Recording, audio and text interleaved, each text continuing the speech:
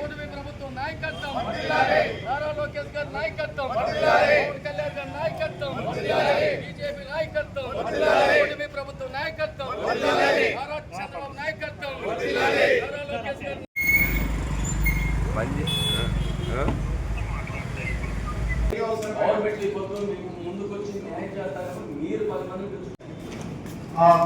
తెచ్చుకోగలుగుతారనే ఉద్దేశంతో అసోసియేషన్కి ఇవ్వాలని నిర్ణయించింది.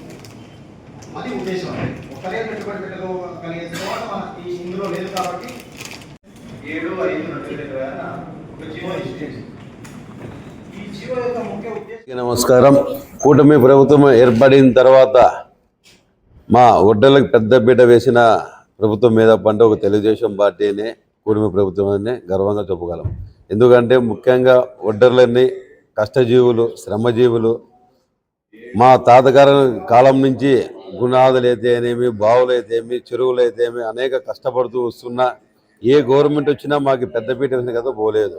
మన కూటమి ప్రభుత్వం వచ్చిన తర్వాత నారా చంద్రబాబు నాయుడు గారు, డిప్యూటీ సీఎం పవన్ కళ్యాణ్ గారు, యువ నాయకుడు, రాష్ట్ర ఐటీ శాఖ మంత్రివర్యులు నారా లోకేష్ గారు అంతా కలిసి ఈరోజు యువగలం పాదయాత్రలో ఆయన ప్రతి తిరుగుతూ మా కష్ట సుఖాలు చూస్తూ ఒడ్డలు చాలా వెనుకబడి ఉన్నారు, కార్మికులుగా ఉన్నారు, వాళ్ళని ఒక హోదాలో పెట్టాలి, ఒక ఉన్నతమైన దాంట్లో పెట్టాలని ఈరోజు మైనింగ్లో కొండ అంటే ఒడ్డరంటే కొండ అన్నట్టు విధంగా 33% జీవో నెంబర్ 9 33% మాకు రిజర్వేషన్ ఇవ్వడం చాలా ఆనందకరం. అదేవిధంగా రాయల్టీలో కానీ మాకు 50% ఇచ్చినందుకు కానీ ధన్యవాదాలు.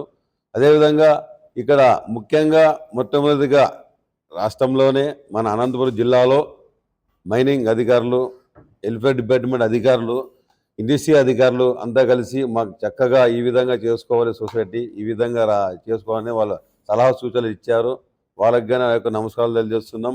ఇక్కడ విచ్చేసిన నా కుల బంధువులకి, మహిళా సోదరులకి అందరికీ ప్రత్యేకంగా వాళ్ళందరికీ ధన్యవాదాలు తెలియజేస్తూ, పైగా మన ఇప్పుడు వీళ్ళు డిపార్ట్మెంట్ మైనింగ్ అధికారులు చూపిన విధంగా ప్రతి ఒక్కరూ సొసైటీగా ఏర్పడి 25 మంది అతి త్వరగా ఇమీడియట్గా ఒక 5-6 చేయమన్నారు వాళ్ళు. ఎందుకంటే మనం ఏదన్నా చేస్తేనే కదా వాళ్ళకి సపోర్టు.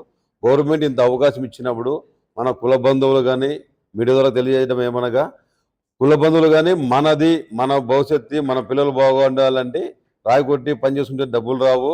ఒక తెలివిగా సొసైటీలు కానీ ఒక లీజ్ చేస్తే ఒక్కో సొసైటీలు అన్ని నెంబర్స్గా ఉండి ప్రతి ఒక్క నెంబర్కి భాగస్వామ్యం అవుతారు. ప్రతి ఒక్కరు దానిలో పాల్గొని మన ఒడ్డేరు సొసైటీలు నువ్వు 10 చేస్తావా, 20 చేస్తావా, 50 చేస్తావా తెలియదు, ఎన్ని సొసైటీలు చేసినా అన్ని సొసైటీలకు లీజ్ చేసే అవకాశాలు ఉంది. కాబట్టి ప్రతి ఒక్కరు ఈ యొక్క సొసైటీని చేసుకోవాలని పిలుపునిస్తున్నా.